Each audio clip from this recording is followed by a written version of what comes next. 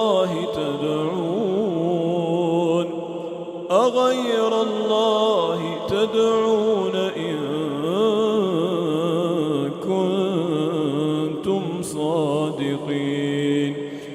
بل إياه تدعون فيكشف ما تدعون إليه إن شاء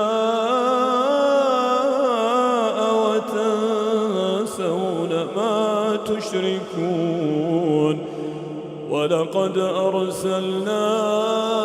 إلى أمم من قبلك فأخذناهم بالبأساء والضراء لعلهم يتضرعون فلولا إذ جاءهم بأسنا تضرعوا ولكن قست قلوبهم وزين لهم الشيطان ما كانوا يعملون فلما نسوا ما ذكروا به فتحنا عليهم أبواب كل شيء حتى إذا فرحوا بما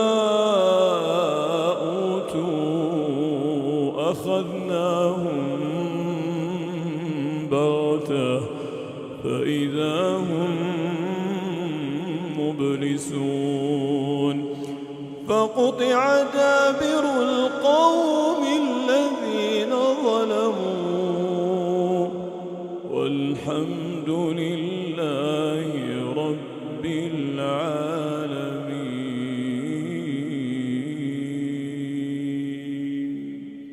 قل أرأيتم إن أخذ الله سمعكم وأبصاركم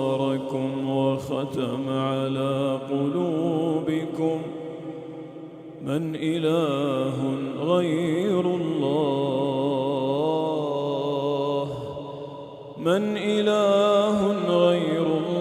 يأتيكم به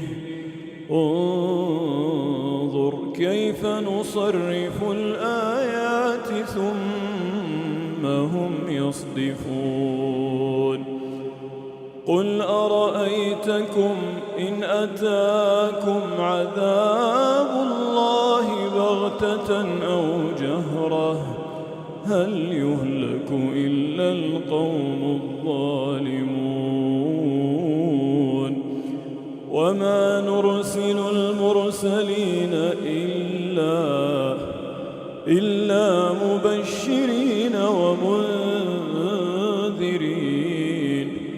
فمن آمن وأصلح فلا خوف عليهم ولا هم يحزنون والذين كذبوا بآياتنا يمسهم العذاب بما كانوا يفسقون قل لا أقول لكم عندي خزائن الله ولا أعلم الغيب ولا أقول لكم إني ملك إن أتبع إلا ما يوحى إلي قل هل يستوي الأعمى والبصير أفلا تتفكرون وأنذر به الذين يخافون أن يحشروا إلى ربهم ليس لهم من دونه ولي ولا شفيع لعلهم يتقون ولا تطرد الذين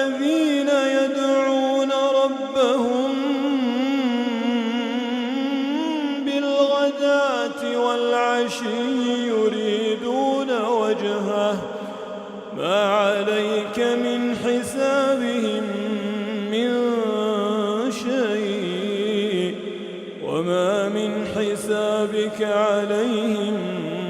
من شيء فتطردهم فتكون من الظالمين وكذلك فتنا بعضهم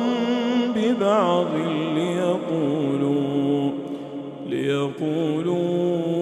أهؤلاء من الله عليهم من بيننا أليس الله بأعلم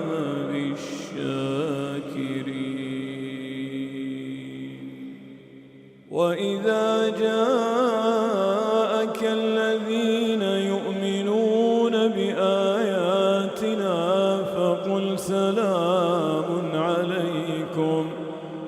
فقل سلام عليكم كتب ربكم على نفسه الرحمة أنه من عمل منكم